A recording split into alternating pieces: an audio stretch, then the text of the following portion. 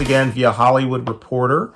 April 8th news story. Steven Soderbergh wants to use a lot of AI for planned Wagner Moura movie. What would this mean? So earlier in a recent interview, the director noted that he was using AI for his upcoming John Lennon and Yoko Ono documentary. Steven Soderbergh is planning to utilize artificial intelligence for a movie he has in the works with Wagner Moura. In a Tuesday interview with Filmmaker magazine, the Black Bag director told the outlet he was trying to get a movie made about the Spanish-American War. The interviewer replied asking, with ships and everything, for which you would use, and Soderbergh responded, a lot of AI. The Christoverse filmmaker continued by shedding light on the status of the project, explaining that Moura is set to star while he's trying to cast the rest of the film.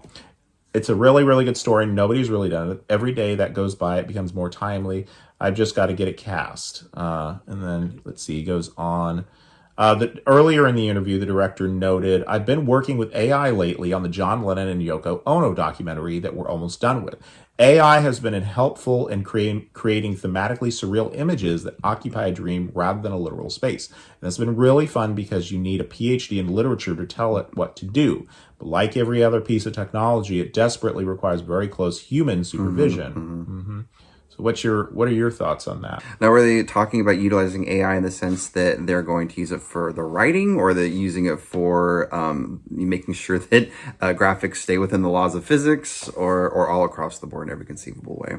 Yeah, he didn't really go into specifics with how he's going to be using the AI on the Yoko Ono film. Well, this is all very experimental. I mean, this guy's been doing movies for a long time, so he knows the basics. So yeah, I look at AI as a calculator, and preferably you should know your multiplication tables. You should be able to know how to do long division, subtraction, before you are given a calculator. So this is a guy who's using a calculator, but also knows how to do basic math. So I'm not too worried, but this is all very experimental, so we just gotta trial and error, see how it goes.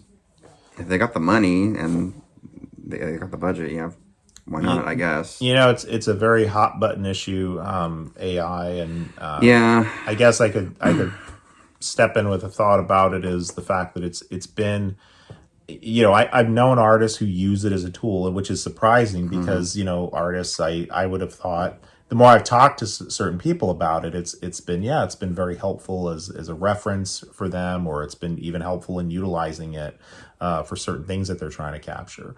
But it's just one of those things where it's like, it's a very, I think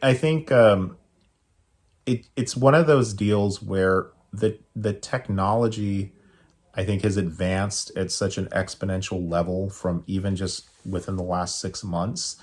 It's kind of scary in that way, with how much it's kind of like a plant that just keeps growing and growing and growing, and you can't keep track of it. Yeah, some could probably compare it to a weed, because it's something that's like grows overnight. Like, it just kind of came out of nowhere for those who weren't paying attention. Rather than progressing into this, we kind of went from 0 to 100 instead of like slowly, progressively. Look what it can do as far as story writing goes. Look what it can do for graphics. Look what it can do for, whatever. But at the end of the day, I mean, I'm very cautious about it. I don't really like it. Maybe because I'm old-fashioned, old fogey. I mean, just to give you an idea how not with the times I am, I've never used a thumb drive before. I've used a SIM card once or twice. I'm going to get with the times.